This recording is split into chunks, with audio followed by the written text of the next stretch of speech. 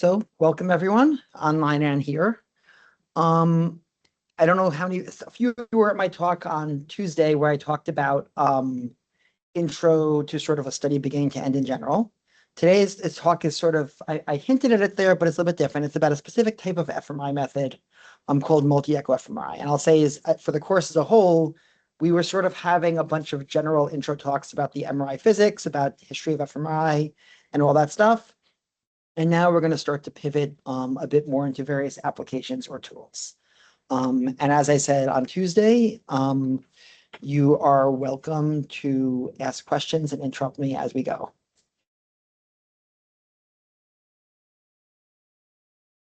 So as an overview for this talk in general, I assume some of you have heard of multi-echo fMRI before. Some of you have no idea at all what it is.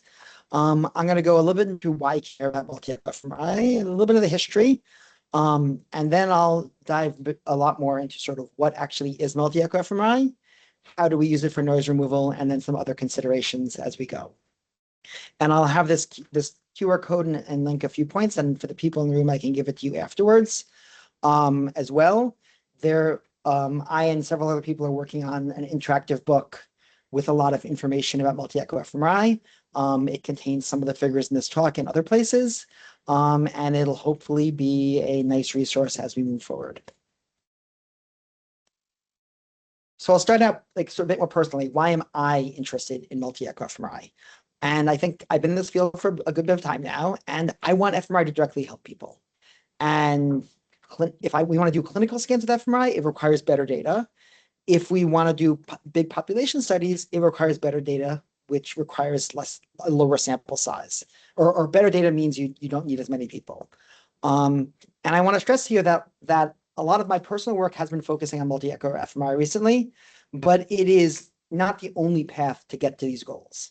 It is a path that I've decided it's very promising, and I think I can make good contributions to, but there are other paths as well. It's not a perfect solution for everything, but I think it is a very useful tool that I've gotten excited about over the last bunch of years. So what do I mean by many paths to better fMRI? There was a study that got published a few years ago that got a lot of attention, which was essentially saying if you wanted to use fMRI to compare brain behavior relationships, so you collect resting state fMRI from a lot of people, you collect some sort of, population level behavioral information, and you want to say, what are the relationships between the two? They asked, how many people do you need to collect data from to get to be able to see an effect, to see an effect size that's interesting? And their number was frankly unrealistic. They were saying any study that does this have to have over 1,000 people. And they were like, oh, we're going to do 1,000 studies. That's, there are these large scale studies happening, but the entire field, like if you need 1,000 people to see something interesting, it is never going to be clinical. Like we need to do better than that. So a bunch of other people pushed back on this. One group came along and said, now, wait a minute. Yeah, you need a lot of people, but you collected 10 or 20 minutes of data per person. What if we collect more data per person? And what they said is to get the exact same, their same measure of prediction accuracy, if you collect more data per person, you don't need as many subjects. So maybe you can get a good data set with, only 100 or 250 subjects, which by the way is still quite a lot. But I want to generalize this a bit more. Scan duration is one one tool we have to improve your inter-subject data quality. So the longer you scan, the more data you have from a person, the more reliable that measure you get from that person. But there are other tools that can give us more reliable information.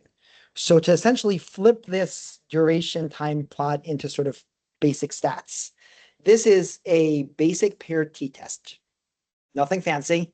And it's saying, what is, how many observations do we need versus what is the power calculation for this study? And I have a baseline effect in, do I have the cursor here too? Yeah. Baseline effect in dark blue. And you can see if the contrast to noise, so essentially the effect size versus the noise in every observation, improves by 5%, 10%, or higher. You could see that the number of observations of people you need to get the same level of power decreases. And we can view it here too, which is sort of just flipping this on another axis where the for, essentially percent improvement on contrast to noise, how many participants do you need to hit a power level of 0.8 or 0.9? And what this is saying, just an example, if you can improve contrast to noise by 10%, which is a lot, but is not crazy, you are going to be able to get the same power calculation for a study in 63 subjects versus 80 subjects. And if you think there's not much difference between 63 subjects and 80 subjects, you've never collected fMRI data, because every subject is a lot of money and a lot of work. So just a 10% improvement makes a big difference. And multi-echo is one of these tools that can give us boosts in that level. So I am actually, and sometimes I've given this talk, I sort of end with like all the validations. I'm going to start with the validations kind of quickly. You're welcome to read these papers more carefully, but yeah. You're welcome to read these papers more carefully, but there's been a growing number of papers just showing that using multi-echo without explaining what it is yet is useful. So this is a study from Chuck Lynch's a few years ago, which essentially took that exact same measure that they were using in those previous studies of reliability. So how stable is the connectivity map between multiple sessions? And what he was showing here is if you do 5 minutes or 10 minutes or 15 minutes, and you do a denoising method that uses multi-echo information, your data is more stable connectivity maps between sessions. And he shows that essentially the relationship between scan duration and reliability. So when we're doing the top line here is that the multi-echo with a full denoising pipeline. So it's effectively showing that you can get the same reliability scan in less time with multi-echo denoising. It also helps with regions of dropouts. The other day I talked about the orbital frontal area, sometimes the areas by the ears, you have more signal dropout. When you add multi-echo denoising, so that's the top one, we can see in these dropout regions, we get more signal compared to when we don't. There is a lot of studies where in most fMRI study, there's a slow linear drift across time, which is just an effect of the scanner thermal noise. And normally we just, in almost every analysis we do, we just remove that because we know slow drifts are noise and we can just remove that and say it's done. But there's also things that happen over long time periods, like you might be doing a learning task, or you might be doing a pharmacokinetic study and you want to see the effect of a drug is having on a brain signal over, minutes. And you can't just remove that. So it turns out that with multi-echo data, we can potentially separate these slow scanner drifts that are just an artifact of MRI data acquisition from neural changes over time. It helps with, so overt speech is a task with a lot of head motion. Multi-echo fMRI, when you're doing the denoising, you can see that you're getting more reliable activation in several areas, even when someone's speaking in the scanner moving their head. With retinotopy, so this is a mapping of the early visual cortex. Again, we're getting more expansive and cleaner maps. It helps make other methods possible. So almost everything we've talked about in fMRI in the previous lectures assumes your TR is constant. That means every 1 or 2 seconds, you're collecting another volume. But there's a lot of MRI methods that don't make that assumption, that you sort of collect a volume, you can wait a variable amount of time and collect another volume. One area where this is useful is, let's say you want to avoid cardiac heart pulsation, which affects brainstem and other areas. It's going to be a physical motion. So you can actually collect your MRI data linked to when the heartbeat is. So you hit the same cycle of heartbeat each time, which is very useful for getting stable, less physical motion of the brain. But when you make that spacing, you're you no longer have a steady state. So the signal is going to be varying substantially over time, depending how much space it is from one volume to the next. And multi-echo is a tool that can correct that. And in this case, we're both imaging areas with cardiac gating that look similar to without gating. And we're seeing areas like the inferior colliculus. So this is my very quick run through of like, yay, everything's great. Here's some awesome stuff in multi-echo. Now I'm going to go into a little bit of the history and actually explain what this thing I'm talking about is. But hopefully that was enough to get people's interest in general. So one thing I'll highlight about multi-echo is there's been more buzz about it recently, I'd say, at least in the areas I am, but it's been around effectively since the start of functional MRI. And if you look at publications with multi-echo and fMRI in them, it's pretty much following a quadratic curve. So there's some bumps and shifts, but it's been pretty stable. And I'll note I actually have to search through this and pull out spurious references. So I'm sure the numbers will drop a little bit.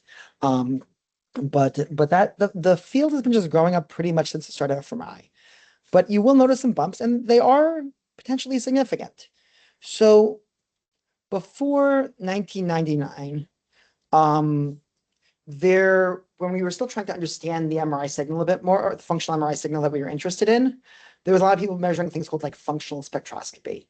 I think the first people that really sort of separated this functional spectroscopy from multi-echo was in 1999 or so. There was this paper by Posse and Speck, and Posse and Speck both had papers that were starting to use this phrase multi-echo fMRI. Then it kind of kept slow growth around 2008 to 2005. Yeah, actually, I'll say this was this first bunch. And then around 2006 to 2008, people started talking about it very specifically with denoising ideas in mind. So this thing I'll talk about later called the optimal combination, that's when that idea came out with Benedict Poser. And the first multi-echo ICA thing was by Burr in 2009. And then Kundu was also using some IC methods in 2012. So that's the next, and you're seeing the curve going up. The next big change, I think, is often neglected when we talk about functional MRI, which is that hardware matters. So like I said, a lot of these tools came out 2008 to 2012 or earlier, but they weren't widely used. And I think part of that is the fMRI tools that made them, the actual hardware just wasn't quite there yet. And even when it was there, it was using, hey, I wrote an MRI pulse sequence. Do you want to use it? Let me email you or send you a file with this pulse sequence, or visit and help set it up on your scanner. It wasn't like you can walk into an MRI room and say, load up the multi-echo fMRI sequence. So a lot of the software and the methods and the theory was in place, but there was both the practical of like the sequences weren't widely available, and the actual methods, so like acceleration methods and hardware weren't quite there yet. So I mentioned that one. And then I'd say around 2016, partially because I think the Prantek Kunju's paper got a lot of buzz, a lot of the vendors like, okay, we actually have to make this available. And starting in 2016, there started to be much more widely available sequences that used acceleration and other tools. And then at that point, a lot of people had access to it. So we had the theory, we had the general methods, and now we had widespread access. And then the last thing is, people started using these data in 2016, and starting, I'd say, around 2020, there's been a steady trickle to now, I think, a pretty rapid rate of publication saying, hey, this works or this doesn't work, or here's how we can improve it. So if you look at those slides in the beginning, almost all of them on like, hey, this is great, are in that like 2020 to now range. There's a few earlier. Any questions so far? Okay. I just want to quickly check that there was someone messaged something that, okay, not talk related. The last thing is, as it's been getting more common, there's been a lot more growth in shared data sets. So here's just a sampling of some medium to large data sets that are using multi-echo fMRI. And some of the groups I'm part of have been putting together an open list of these. So number one, if you want to download data and play with it, there is a good link. And number two, if you're collecting data and your stuff is not, if you've shared multi-echo data and it's not at that link, please let us know so we can share it. Okay, so I've been babbling about this, random word multi-echo, but I actually haven't explained what multi-echo is yet. So here is the very basic idea. When we've talked about fMRI so far, you excite protons, then you wait a bit, and then you collect your data. The time between when you excite your protons and you collect your data is called your echo time. So in most of fMRI, we are doing, most papers just say we collected fMRI data. But if you look at the parameters, they have a parameter TE, echo time, and there's usually one number. That is the echo time, and you can call it single echo data. Multi-echo data is you excite protons, then you collect data, and then you collect data again, and you collect data again. So you're getting data with different echo times in relationship to the initial excitation of protons. And two things you can notice here. One is in single echo, there's usually a gap because there's hopefully an ideal echo time for fMRI. So you sort of excite and you wait till you get to a better time. So this time is wasted time. So we kind of get one echo mostly in that wasted time.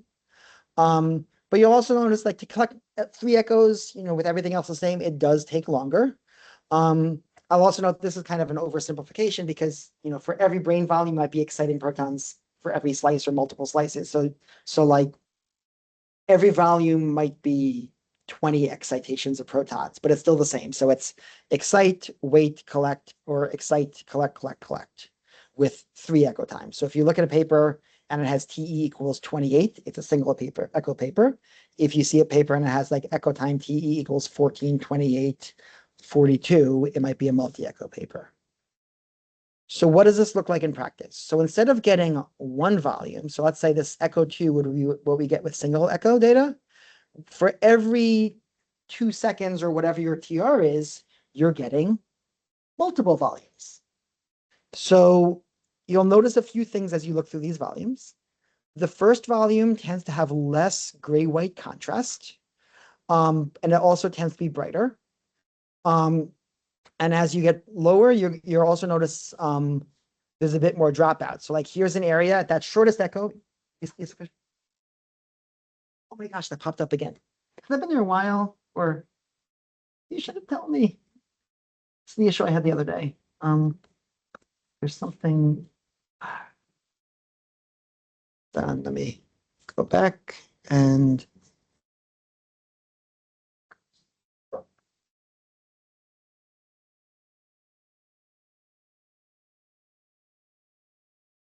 please let me know if that pops up.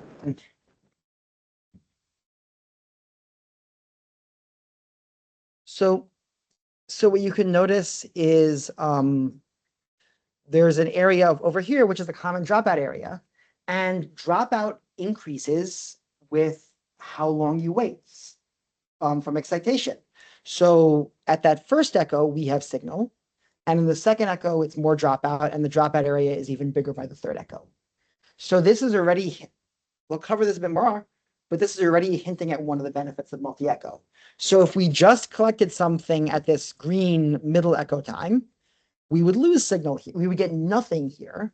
But if we have that earlier echo, we do get something. And even though it's dark, if we get multiple of these, there is some signal there that we get to add together. So this is sort of giving you a little bit of a hint at what multi-echo is. But in practice, from the acquisition standpoint, this is multi-echo. All multi-echo is instead of collecting one volume every 2 seconds, you're collecting 3 or 4 or 5 or more. Any questions on that? Okay.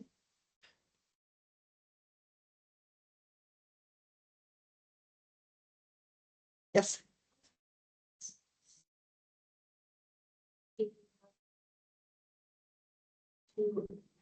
Longer than 3, or does it vary depending on span? It can vary. I'll get a little bit into that. Actually, I'll get a lot into that, but pretty much it's another parameter. And what I'll answer right now for this is the echo time is defined by how long it takes you. So I have this squiggle of sine waves here. It's how long that squiggle of sine waves is. I think in both when I and Peter talked about this a bit in their lectures that there's that readout period. So there's ways you can make that readout period longer or shorter. When we do multi-echo for fMRI, generally we're trying to waste as little time as possible. So we will go from excitation to reading an echo, reading an echo, reading an echo as much as we want. But then if we increase acceleration, we could make these readout windows shorter. So there's a lot of things you can vary, but it really comes down to it's a physical thing. Like I assume a lot of you have seen an MRI scan and been there. You're typing parameters into a thing and you're hearing beeps and sounds, but the beeps and sounds are magnetic fields physically changing, and there's a rate those fields can change. So that readout period is how fast can you change those magnetic fields to get the information you need. Yes? Basically, all that's changing here is it's not the excitation, it's just when you're reading out the signal relaxation. Exactly. So I guess because you mentioned that, obviously you get more signal from reading out that first echo. If you're doing single echo, why would you not just read out the first TE signal? If that's going to give you the maximum, being able to image parts of the brain that you wouldn't see otherwise. Why would you ever read out the second echo? So we will thank you for the excellent lead-in. The super short answer is the bold effect that we want for fMRI is sensitive to echo time. So the short echoes are less sensitive to the bold signal that is what we measure in fMRI. So you want to get something later. So I'm gonna jump into sort of the mathier section. I've tried to sort of make this as pictorial as possible. If people want to dig into the math more, I can share even more details later.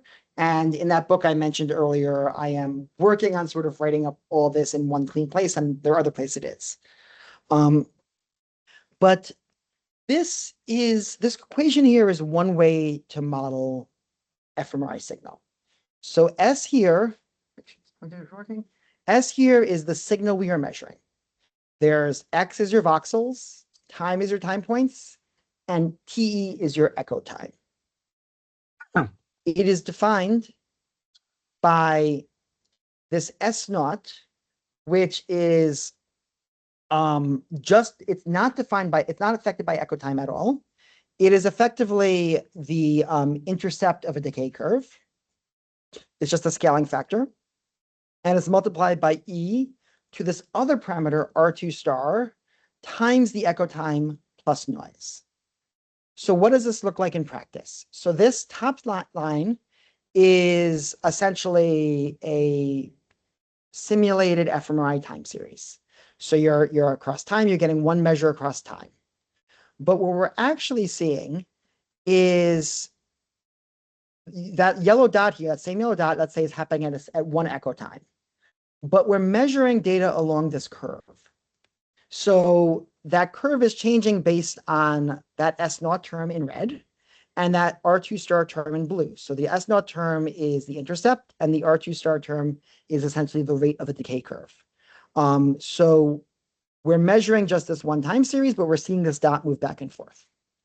So what do these terms mean? S naught is essentially what would happen if you collect data with a 0 echo time. And most signal that we get in S naught are non-neural, including head motion and scanner artifacts. And R2 star, which very often MRI we talk about T2 star, it's the exact same thing. So R2 star is the inverse of T2 star. It just so happens the equations look a little bit nicer when you write them with R2 star, even though in a lot of fMRI we talk about T2 weighted imaging or T2 star weighted imaging. So the R2 star is the rate of decay. It's altered by several factors, including the one we care about for fMRI, which is the blood oxygen level dependent signal. And the last one is that thermal noise, which is in most magnitude only fMRI is actually Rician noise, but it's pretty close to Gaussian. And if you saved this is over detailed, but the magnitude and phase, it would be Gaussian noise. The one thing to note here, and this partially answers your question. So if you collect data at TE equals 0, so if you can, so there are these 0 TE sequences, it is not sensitive to R2 star at all, because this whole term would be 0. So if the closer we get to T echo time equals 0, the less it's sensitive to R2 star, which is where our bold is. So I'll know for the next bunch of slides, I'm going to try and keep this color coding of red being S naught and R2 star being both. Yeah. So being an optimal echo time Okay. for your sampling. Well, I'll get there. So distinguishing T2 star from S naught. So this is a very similar plot, but in this case, I have two lines here. The red one is if the signal was purely varying by S naught 6. So it's the exact same time course. We have the same time course above, but we can use the equations and say this time course was only defined by S naught fluctuations.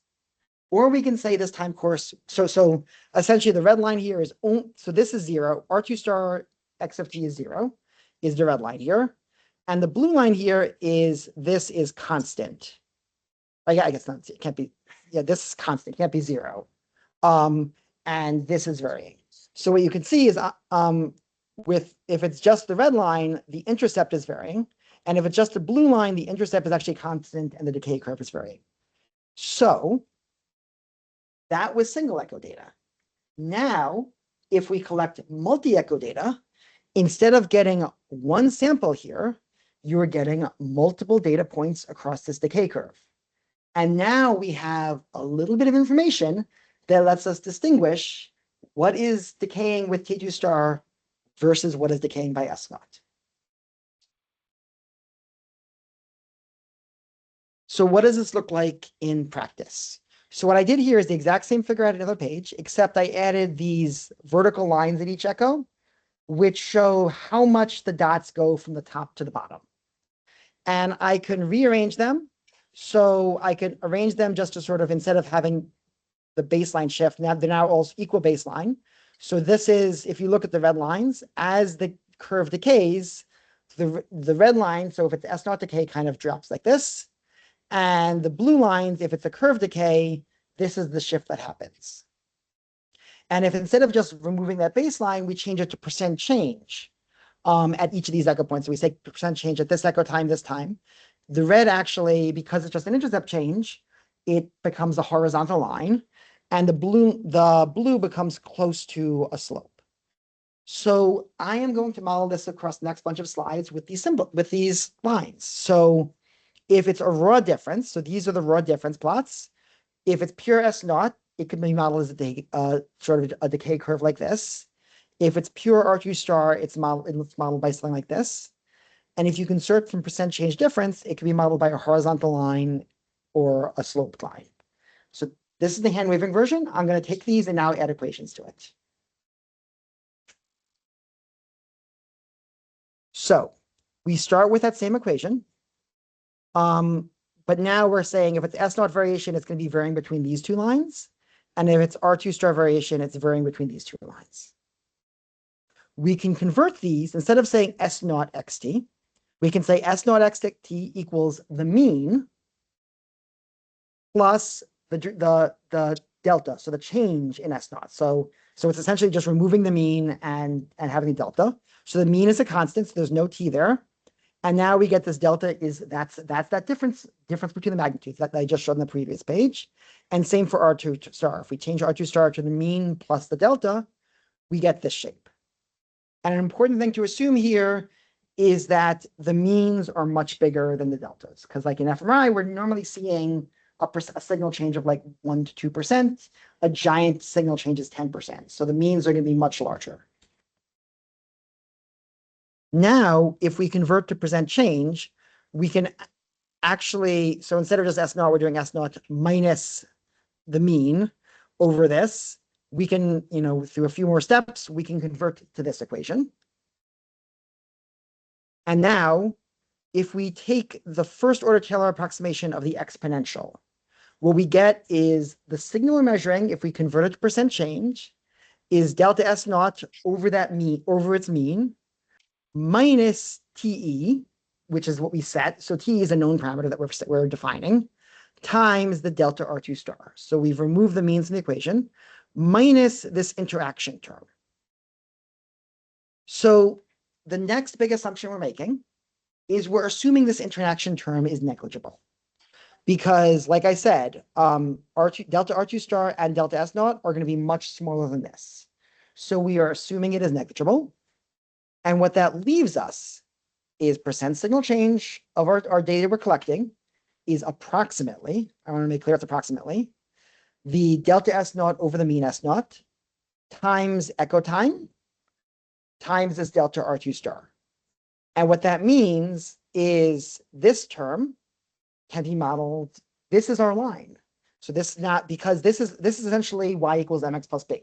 Our signal equals a constant times a slope times the value for that slope.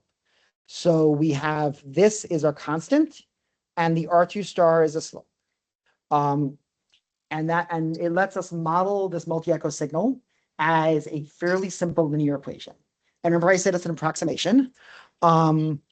This blue line here is the non-approximation of that T2 star change over time. And the black dashed line here is the connection from the first to last echoes. So what you can see is it is not identical, it is an approximation, but it is pretty close. And I've pushed parameters. If we're talking about a 10% signal change and we're doing really late echoes, so like if we're doing an echo time of like 80 milliseconds or 100 milliseconds, then you might have to start worrying about this approximation.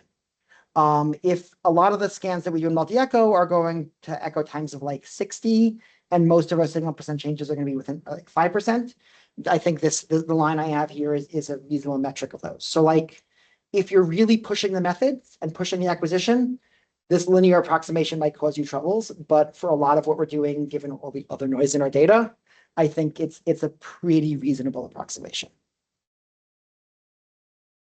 Any questions so far? Okay. So what does this look like in actual data? So I'm going to have a few examples just to give you a sense of what this looks like. Here is a random flashing checkerboard block design data set I have. If you take a single voxel here, I collected 3 echoes. These are the 3 time series. So remember, the curve is a full decay curve. So if you don't do anything to the data, it's going to have the raw values are going to be much higher for the first echo, then the second echo, then the third echo. And these fluctuations we're seeing are the fluctuations between the lines. In this case, I took a random voxel that really shouldn't be responding substantially to a flash and checkerboard task. In this lower one, I'm taking a voxel right in the middle of primary visual cortex, which is showing our block design response to the flash and checkerboard task. So again, the raw values are changing, but a similar decay curve, but how it's changing maybe is a little bit different. Now, if I demean them, so if I just remove the mean, you can look at these and you can see the echo time series are actually, they go up and down the same in this one, but they're kind of unmodeled. So they're primarily modeled by just a scaling factor. They're not modeled by just a baseline shift value. They're not modeled by a scaling. And if you look at the task design, what we could see is the later echoes have a larger response. So this is one example of how the data matches this theory. Here are two earlier publications that look at the same thing. This was back when they were calling it more functional spectroscopy, which is still multi-echo. They collected the same finger tapping task at a range of different echo times. And you can see there, again, in this case, they've scaled it by some mean. And you can see that curve as the echo time increases, it gets bigger, and then the whole signal kind of gets smaller again. Here's another publication where they're doing a flash and checkerboard at a bunch of echo times. And you can see this is the response they are showing if they do the difference, which matches that curve wonderfully well. And if they change to percent change, they're seeing it scaling by a line, which matches this quite well. Yes.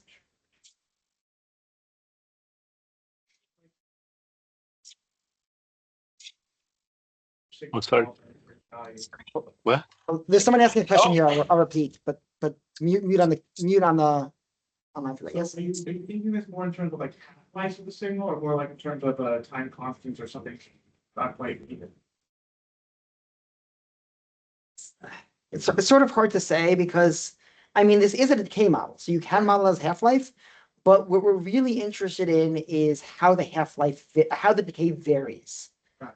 So because because that's one of the weird things. It's, you know, in like radioactive decay half-life, you assume like you have an atom that's decaying with a constant.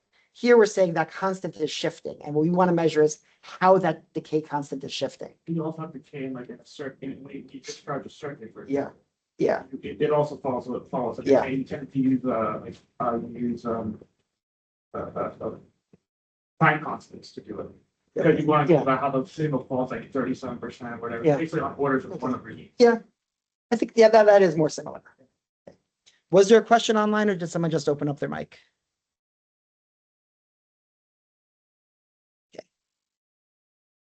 Okay. The one other thing I've sort of pushed to the side from that for now, but I wanted to bring back in is for all those equations, we just kind of got rid of this noise term at the end.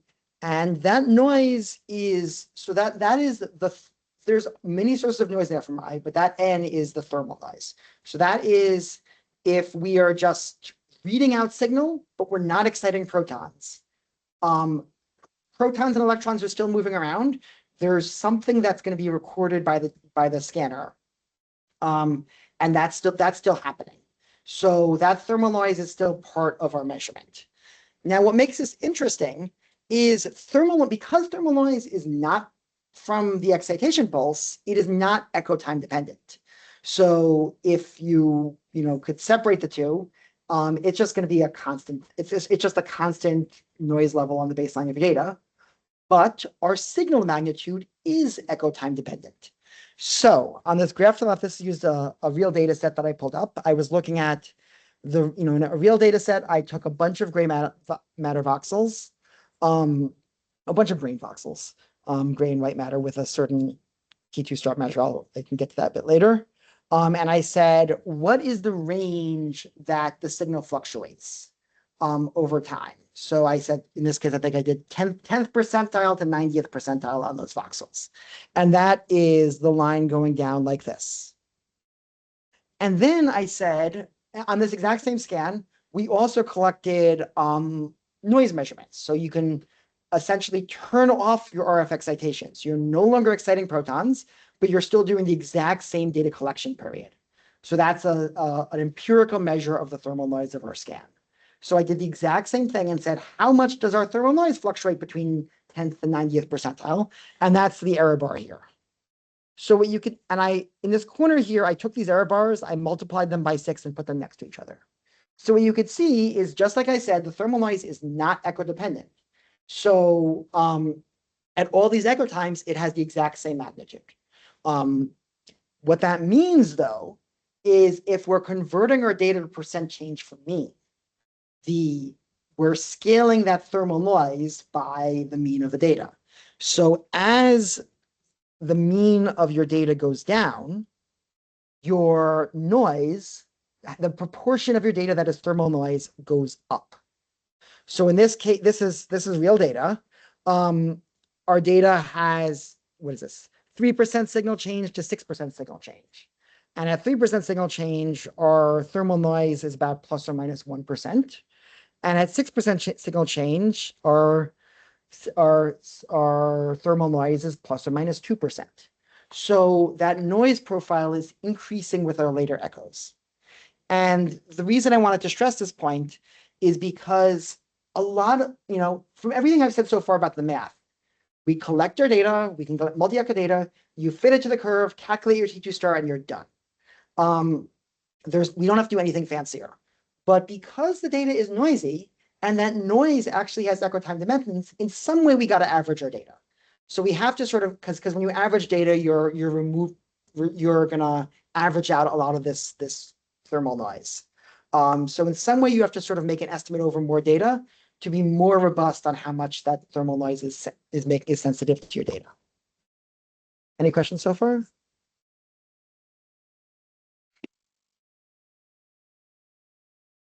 So now I'm shifting into sort of how we use these data. So this now gets back to the person in the back's question from the beginning, which is, what is the optimal echo time? So it's actually a harder thing. Like I put together a version of this talk a few weeks ago, and I was trying to find like the definitive answer, but it turns out it's much messier than even that I realized. So the optimal echo time is what's called the T2 star value of tissue. So every bit of tissue, if you just do a structural image, you can empirically measure an S naught value of the tissue and a T2 star value of the tissue. All these are constants that depend on what you're measuring. So if people here are familiar with MR spectroscopy, it's essentially the relationship between the protons and other substances in the tissue. Like, do they move around? Are there different things that affect the signal? So it is an empirical value. And if you have your echo time at the T2 star of whatever your tissue type, like gray matter, then it's going to be most sensitive to the bold changes we want to see. The trouble is T2 strength varies by a lot of factors. It varies by the MRI field strength, it varies by tissue type, and it varies by MRI field inhomogeneity. So here's a chart. Hopefully it's visible. This is scanner field strength of 1.5, 3, and 7. Gray matter, you could see at 3T, it's 66 milliseconds for gray matter, 53 milliseconds for white matter, 41 milliseconds for caudate, and 31 milliseconds for putamen. And if you look at these maps of these T2 star maps, you can see how much it varies across the brain. So if you said, I want to study the putamen, then you can say, hey, I'm going to pick that T2 star for the putamen, and I'm going to optimize for that. But you have to sort of pick something for everywhere you want to look at. And there's an extra few things. So T2 star varies, the optimal T echo time varies. We pick an echo time that's good enough without losing the areas of interest. The other thing that's weird, and I'm still trying to find the exact source for like where this settled in, is you'll notice I said for 3 Tesla scanners, gray matter, which is what we mostly care about, the T2 star is roughly around 60 milliseconds, 50 to 60 milliseconds. If any of you have scanned on the 3T scanners here, we usually use something around 28 to 30 milliseconds. Why is that? There's some papers that, just sort of say like, if you are doing 50 milliseconds, you just have more dead time. So there's two factors. You're just wasting time, waiting to hit that point to collect your data. And wasted time means, more data might be better than optimal. So if you can collect twice as many volumes, that might be better than wasting that time. And then the second factor is you lose, like I showed the dropout at the beginning. If we're only collecting 50 milliseconds, large parts of the brain are gone. So you want to pick something that's long enough that you're sensitive to the things you care about, but short enough that you haven't lost the brain and you're not wasting too much time. And then just to add on to this, it also varies by age. So here's a recent paper that shows that infants have much longer T2 star. Their brain isn't as myelinated yet. They have much longer T2 stars than children and then adults. So if you want to study development across age, then setting a fixed echo time means you're going to be biasing it to the optimal signal for one of your populations, and that is problematic. So this shows, one of the key things is if you get multi-echo data, there's always going to be bias, but you have a little bit more data to say, I am now sensitive to a range of optimal T2 stars. So that's sort of one of the very clear benefits of multi-echo. So now what do we do with it? So the simplest thing people do with it is you collect all these echoes and you average them together. And over time, there's been a bunch of different averaging schemes. You can just do a straight average of them, which is the first one here. It doesn't require any additional information. You can do various forms of weighted averaging of them. So a very common one, which in the original paper by Posse in 1999 was called T2 star combined. It was called bold weighted by Poser, and the Kundu paper and a lot of the Tedana multi-echo stuff calls it optimally combined. What it's doing is it's weighting your echoes by a mean T2 star over time. So you essentially have your echoes across time. You deal with that noise issue by saying, let's take an average across all of time and get a single T2 star value for each voxel. And then for every voxel, you do a weighted average of the echoes based on whatever the optimal T2 star is for that voxel. So what does that look like in practice? Here is single echo. I lost my pointer somehow. Here is single echo data. This is just a raw image, and you can see there's dropout areas here. And if instead you do the weighted average of these echoes, you can see that you've recovered some of the signal in these dropout areas.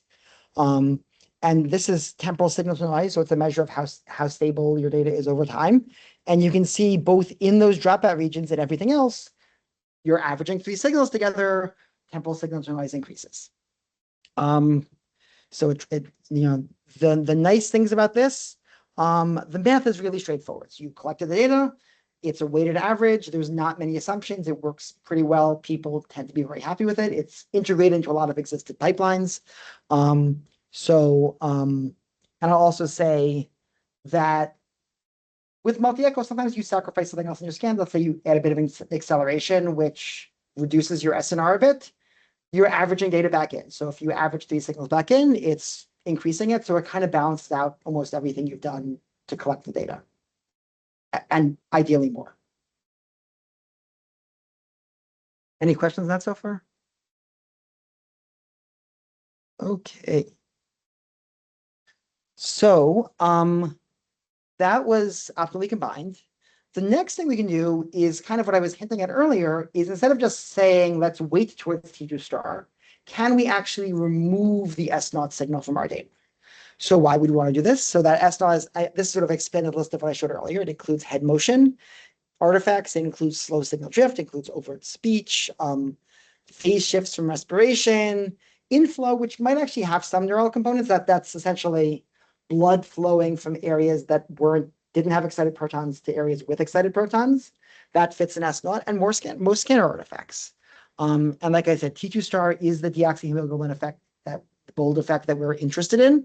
It also can contain some artifacts. So I just want to highlight that, this is an additional issue, that respiration changes. You have more or less oxygen in your blood. That could also be a T2 star effect. So we're not going to remove everything, but it'll be awfully lovely if we can just get rid of all that stuff.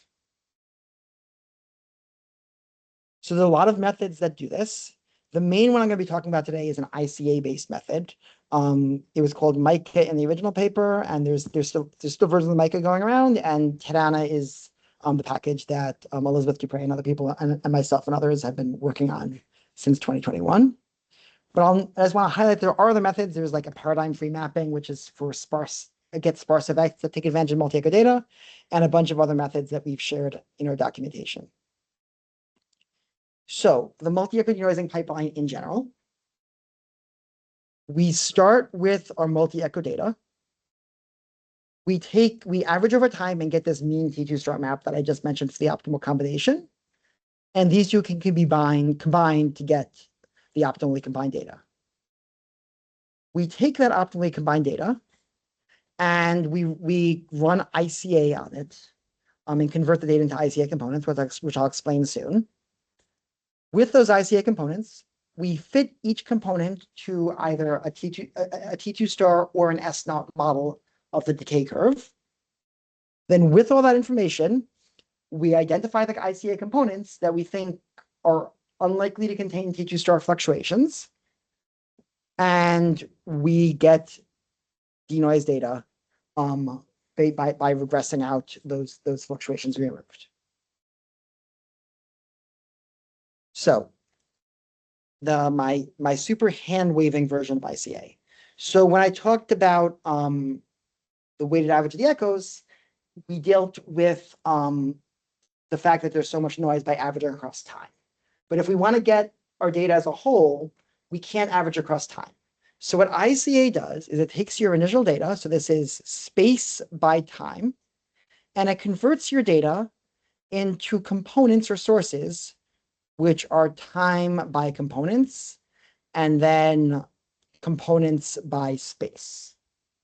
And the reason this is useful is, think about this, is you've converted your data into this sparse structure, which is averaged across a lot of space and time. So each component's time series and each map represents some distinct aspect of the data. That's average, so you can measure over a lot more space and time and get some sort of estimate of what the signal is. And the idea of using ICA for this was first demonstrated by Burr in 2008, and then the method that we're using was further advanced in 2012. So what does this fit metric look like? Okay, so again, we have our 3 echoes, so they're scaled. We can fit the data to one of 2 models. We can fit it to a slope model or a horizontal model. And then for each model, so this is our weight map of that ICA component. And this is the ICA component. So here's a weight map and a time series. We could fit it to the R2 star model, and we get an F value and a delta R2 star, or we can fit it to an S naught model of a horizontal line, and we see how well it fits. And based on these, we can calculate a score, which is essentially the weighted average of these maps together, and say how well does this component's map fit the R2 star model. And this is called kappa. So in this case, the kappa is 210. And how well does it fit the S naught model? In this case, it's rho, which is 10. And what we could see is this component. If you look at this component, this kind of looks, this kind of looks like brain signal. It's gray matter-ish. We look at another component. We do the exact same thing, except you fit to the R2 star model, and it doesn't fit as well. And the kappa value is 32. And you fit to the S naught model, and your rho value is 81. And you can see this is the brightest around the edge of the brain, which is often a sign of a head motion artifact. So these 2 measures get sort of our proxy measures for whether a component is likely to be more T2 star weighted versus more S naught weighted. So what can we do? So we can take all our components, we can calculate a kappa value for each of those. We can then sort them and sort by kappa values and say, okay, what do the values look like that have high kappa values? Here's what they look like. They look kind of like time series, kind of look like what I expect an fMRI time series of neural activity look like. And the brain maps look kind of like brain maps of gray matter or other networks in the brain. And you can look at this sort of curve across time. One thing I'll highlight is in a lot of the methods we're looking for this elbow. There's clearly an elbow in most of these, but it's a little bit subjective. You can squint, you can collect more data. So this is one step where this method is not perfect, that we're looking for in the end, we have to say these are the components we're rejecting. And that's always going to be an arbitrary value. And now again, if we're sorting by row, what you can see is these are the values with high rho. And again, these look like motion artifacts, drift, high frequency signal. That might be a cardiac or respiratory signal. So a lot of other stuff here. So it's clearly dividing things up based on these metrics. I have thoughts about that. We can talk Yeah, about it. sure. Okay. So what we could do is then, this is the report from the software that, as I spoke about the other day, quality assurance is critical. So like, as we made this, we absolutely wanted ways to actually look at your data and evaluate it afterwards.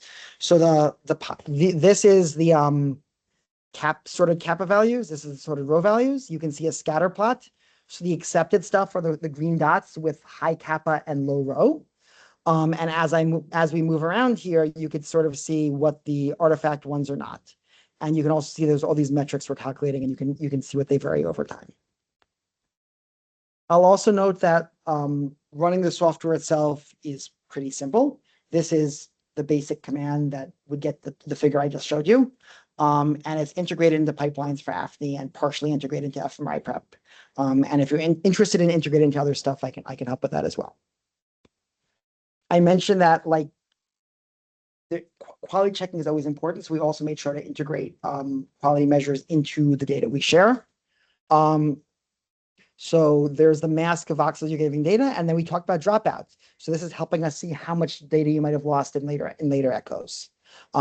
We're showing that mean T2 star map, which is the metric used for the weighted averages. And you can see, like in this case, it looks like what I'd expect a T2 star map to look like. Right ventricles, a little bit of contrast, it looks like a brain. And we also have the S naught map, which is going to be sensitive to the edges that are close to the receiver coils. We can see our T2-story distribution. So that peak in this case is around 50 milliseconds. And we can see the voxels where the model fit for these was worst. So as expected, near that dropout area, our fit is not as good. But you can compare these across the data set to see. We're getting near the end of the time, so I want to make sure to cover a little bit about acquisition considerations. The most common question I get is obviously multi-echo takes a little bit more time. So is it better to get a short TR versus multi-echo? And my answer is, how many echoes do you want for how short a TR? So like this is that figure I had from the beginning. This is our excitation pulse, your gap, and your first echo. And again, with nothing else changed, this is the exact figure I had from the beginning with multi-echo. But if we accelerate, we can collect data and get 3 echoes in almost the same time as that single echo. So what do I mean by acceleration? So that's faster readout. It could be acceleration methods. It could be fewer voxels for the same field of view, so bigger voxels. It could be fewer slices or more acceleration. So these are many different ways to do this. And the general goal is optimize parameters for what you care about. The more broad advice I give sometimes is figure out what you would collect, what you really want to collect for single echo, and figure out the minimum you have to change that you're comfortable with for multi-echo. So what does this look like in practice with acceleration? So this is a bit of a confusing plot. So red is 1 echo, green is 3 echoes, blue is 4 echoes. This is, the lower line is no in-slice acceleration, so no multi-slice acceleration, so multi-slice 1, 2, 3, 4. This is in-slice acceleration. So you can see if I wanted to get a full brain, these are echo times with different numbers of echoes. And you can see what it gets to, for any one of these, 1 versus 3 echoes, how much more time it takes. But now if we combine this with multi-slice acceleration, you can see you can get fairly reasonable parameters for both. My rough metric for this voxel size is if you're doing in-slice acceleration of 2, you're going to have some sort of cost of 40 to 50% for multi-echo. If it's in-slice acceleration of 3, it's going to be a 14% cost, which is, a TR of 2.1 instead of 2. And if you're doing in-slice acceleration of 4, it's going to be about, it's actually going to be a negative TR cost. You can kind of see that in some of these, it actually looks a bit negative.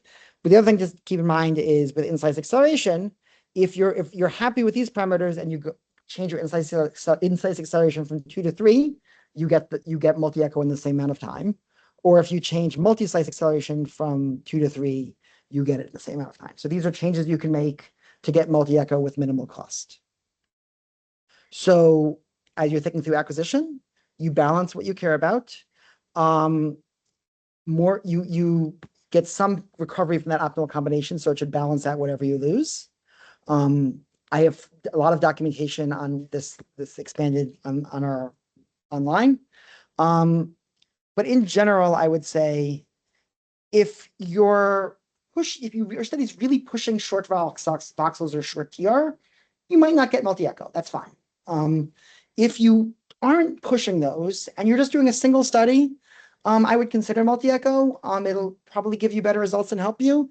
But if you're planning a longer term project that you're not really pushing voxel size or TR, I strongly recommend multi-echo because the data is useful, and I think the methods are going to keep getting better. So if you think someone might use this data in the long run, I'd strongly recommend using multi-echo.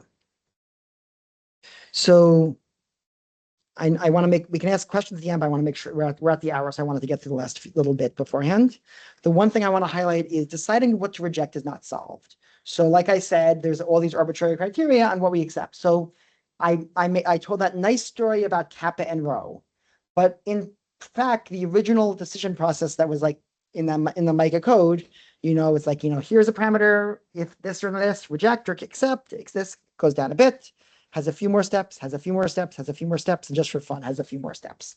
So there is a lot there.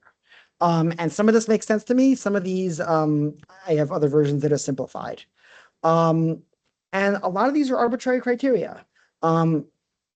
Deciding what to reject is very much not solved. In our reports, we now have a way that you could sort of look through it and say, hey, this component was rejected. I don't know why. You can go through it and say, okay, what step was it rejected and why? And if it seems that there's something in your data that's failing on our decision tree, we can tweak it. It's now very possible to tweak. And there's a lot of work on comparison. So this was a paper just came out a few days ago, I think last week, that was comparing these multi-echo methods to others. And it was showing that like when we're looking at head motion, how much we remove head motion, this Tadana pipeline that we're using seems to be very good at removing head motion. But other metrics they had in this paper showed that, other combining multi-echo with other noise removal methods might be even better.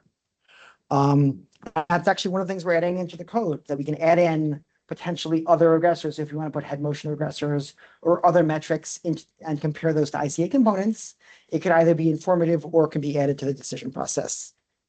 I want to highlight that I've been mostly focusing on denoising, but multi-echo is an acquisition. You're getting more information from your data, and how you use that has new ways. So my colleague Javier Gonzalez Castillo just came out with this paper that is showing that you can use multi-echo information to say how bold weighted is my data set.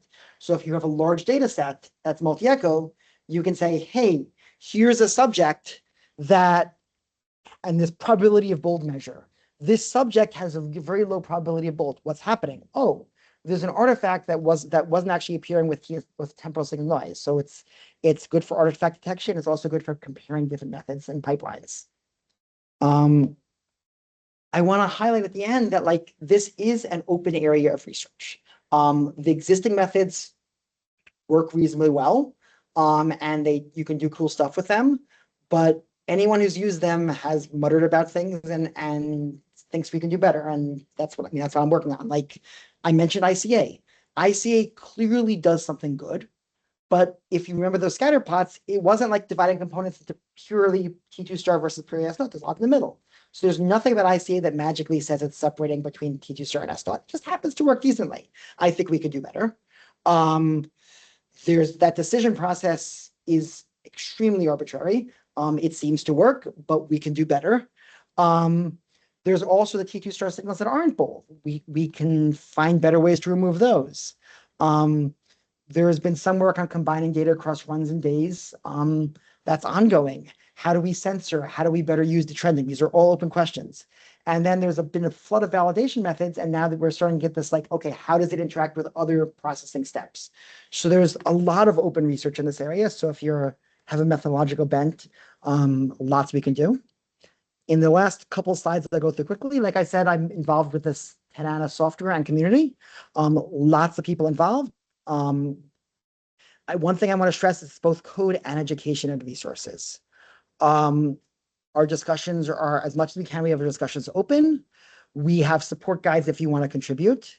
We have a question and answer board. We use NeuroStars. If you tag it with Tadana or multi-echo, a bunch of us keep an eye on it. And more contributions are welcome. So I'll say code contributions are great. Ideas are great. But if you just have a data set and you're saying, and you have an issue, telling us the issue is a contribution. If you're willing to say, hey, run these 3 options on your data and tell us what you see different, that's a massive contribution.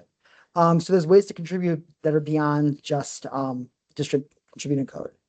And finally, for acknowledgements, specifically for the talk, I borrowed slides and images from several people, but the Tadana community in general has contributed to a lot of the documentation and resources as a whole. So thank you, everyone. Thank you all for staying an extra couple minutes. Any more questions? Yes. Beyond 3 echoes, how much gain do you typically see? So this is a big open question. And it's one of the areas I'm planning to go into more. So normally the trouble is with 4 and 5 echoes, you're getting you can pretty much get 3 echoes without compromising anything else you care about. 4 echoes or 5 echoes, usually you have to compromise something else you care about. So it's a little bit trickier. I think it should be better. For the math of multi-echo, 5 echoes is going to be better than 3. You're fitting a line with 3 points. There's problems with that. But you're making these other sacrifices. So I think it's a question of those other sacrifices. That said, acceleration methods are getting better. So I think it is, today it is now possible to abuse in slice acceleration and probably get 8 echoes in 50 or 60 milliseconds. And then you're essentially, each echo is going to be noisier. But if we don't have a lot of artifacts, we should be able to get an 8 echo curve in a very reasonable amount of time. So that's one thing on my mind. And the other thing is the next gen scanners, of which we're getting one of these a head-only gradient scanner at NIH in the next few months. They can actually, remember I said the readout period is the limiting factor. They have a head-only scanners, gradients have a faster readout period. So what takes 15 milliseconds on a current scanner with the exact same parameters might take 10 or 8 milliseconds on a head-only coil. So that means suddenly I'm going to be able to get 5 echoes or 8 echoes in a reasonable amount of time without sacrificing other things I care about. So this is definitely one of the areas I'm very interested in. I think it's a huge open question, and I think we're like this next gen hardware is cutting edge now, and it's going to be normal 10 years from now. So I think if we can really do work here, we can be setting things up that these scanners that are going to be everywhere in not too far in the future, we're going to have something that can really collect and take advantage of many more than 3 echoes. Any other questions? Okay, thank you so much for being here.